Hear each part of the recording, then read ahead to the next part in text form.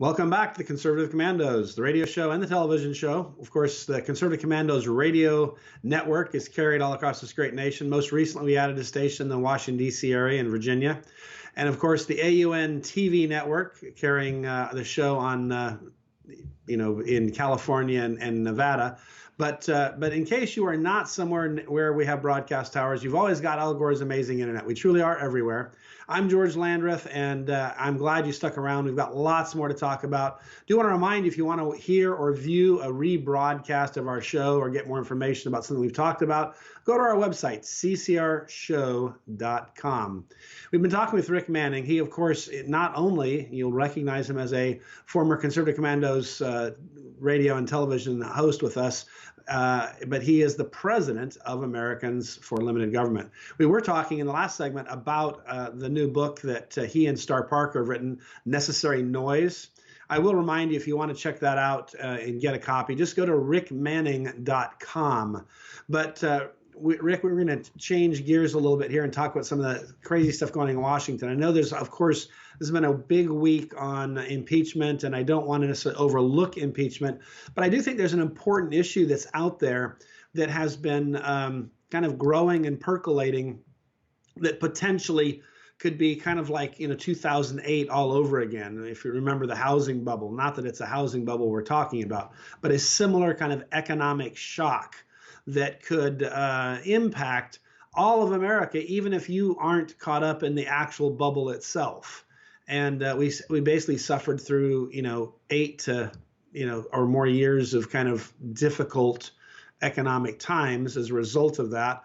And it really wasn't until Donald Trump came along that we saw a robust economy again. We kind of, the press told us things were getting better, but the reality was we were kind of limping along for an awfully long time. So you and I were talking offline, so I know that you know what I'm talking about. But let's talk about this multi-employer pension plan problem that is, we've got, I think, somewhere more than 10 million American families, which means scores of millions of Americans are potentially involved in this, and you've got essentially, I believe it's about 125 multi-employer plans that are financially insolvent in the next couple of years. And when they go bankrupt and roll over, kind of dead, what's going to happen? Well, George, I'm really glad you're bringing this topic up because so often crises emerge and people sit there and say, well, how come I didn't hear about this? And this is one that is going to emerge. And we're going to give you a chance to hear a little bit about it so you can put some thinking into it. Here's what happened. Multi-employer pension plans, in fact, all the defined benefit pension plans, many of them are in trouble regardless because they're expensive. People are living longer on the pensions. But more importantly, with the multi-employer pension plans, those are ones that are union negotiated with the employer.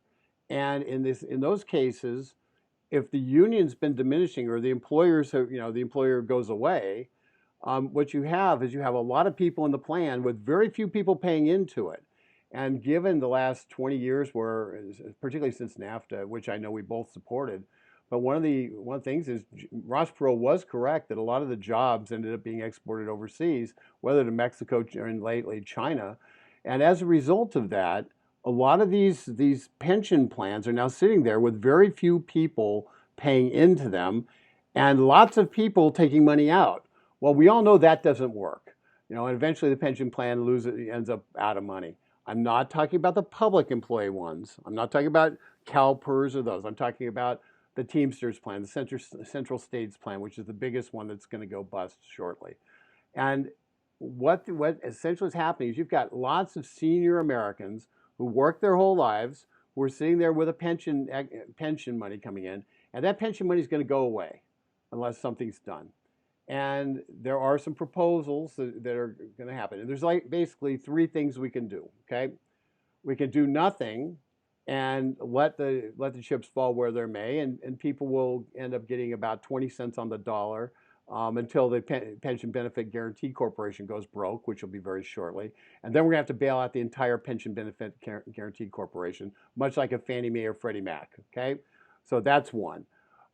Two, we could just say, okay, we're just going to give the multi-employer pension plans a bunch of money and say, we don't really care if you're insolvent. We don't really care if there's structural reforms that need to be made. We're just going to give you a bunch of money and just continue on. Or I think that's the plan the Democrats want to go that's the with. plan the Democrats want to go with. And the third plan is we need to reform the whole system. And we need to make some changes, some structural changes. So this is a short-term, we have to invest a short-term fix, but we end up with long-term solutions to the problem. Yeah. And Senator Grassley has a proposal that would do that in a lot of different ways. It increases the costs for employers.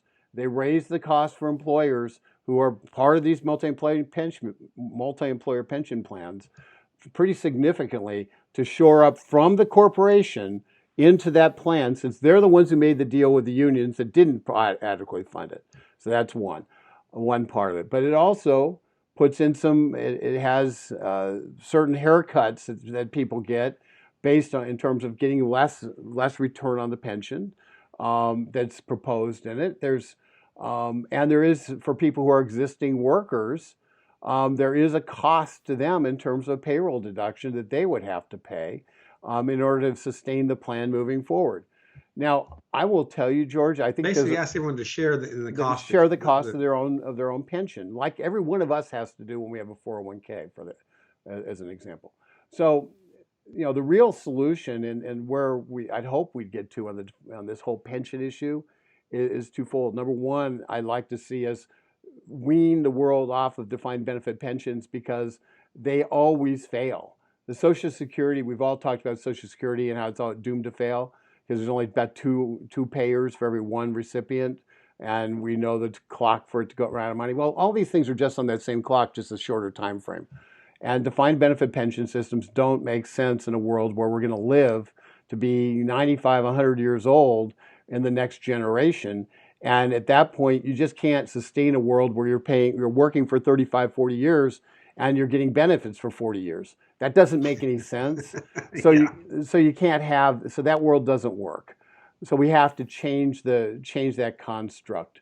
But secondly, I really think that the thing from my perspective, we need to make certain that the unions who didn't negotiate enough money, they worried about the salaries, they worried about health care, but they didn't negotiate enough money into being paid into the pensions up front.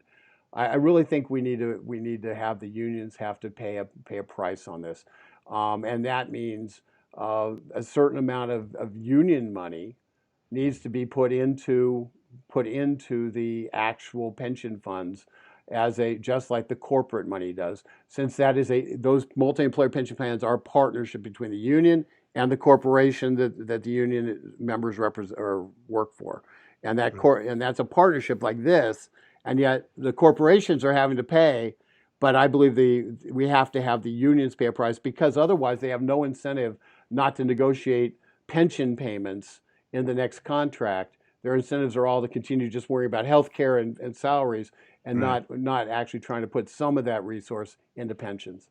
Yeah. Maybe they spend a little less on politics too, and a little bit more on helping their union members. Who knows? Who knows? Imagine unions that actually were concerned about the working man. It would be quite unusual. We haven't seen that for There's at least an 10 idea. years. Yeah. One of the things I think is interesting about this issue is sometimes as conservatives, the natural reflex is let's not be too proactive here because we'll get out in front and whatever. And I think that in this case is a mistake because when this thing blows up, it's going to be ugly and there's going to be a huge political pressure to do a massive bailout like we saw in 2008, where we spent almost $1 billion on shovel-ready jobs that weren't quite as shovel-ready as we thought. And it just reminds me of Obama's chief of staff, Rahm Emanuel, who candidly revealed how they work, which is never let a good crisis go to waste. And so my view is the conservative thing to do is to head off these crises and make sure that they don't blow up in your face, because when they blow up in your face, the argument then is, oh my gosh, we have to, bust the budget. We have to regulate the heck out of things. We have to, and all the stuff we saw happen after 2008, very little of it was helpful and good. It was almost all bad. So I think the conservative thing to do is actually to prevent the crisis in the first place. Yeah, I'll just, the political reality, and I know philosophy and politics sometimes don't intersect, but the political reality is that most of the people who are going to be impacted by if the central state system for Teamsters, for instance, collapses, are going to be in like Michigan and Wisconsin and Pennsylvania and states where the president has won by very few votes. But if he hadn't won, he wouldn't have won the election. And so there's going to be an inordinate amount of political pressure on the president to basically fix the problem. And one thing we know about Donald Trump is he likes to fix problems. So it's better to fix the problem up front now before the problem, while it's cheap, rather than have the problem come down, in a crisis that's created by an unfriendly union amongst their own members and retirees, and create an environment where the White House feels like they have to do something, and the Democrats hold the cards. So now's the time to do something that's smart, proactive, and forces real systemic reform. Because ultimately, I don't want to deal with this crisis again 5 years from now, bailing out these same clowns. There you go. That's right. Well, we are up against the break, but I do want to make sure you tell folks, remind folks about rickmanning.com and the book, but also just quite frankly, how they can, limited government, how they can follow the work that you do at Americans for Limited Government. Sure. Book's Necessary Noise, how Donald Trump inflames the culture war and why that's good for America. Go to rickmanning.com to get it. In terms of Americans for Limited Government, my real job, it's getliberty.org, getliberty.org. And just stop on by, subscribe. It's free, and you'll get our best thoughts on things every single day.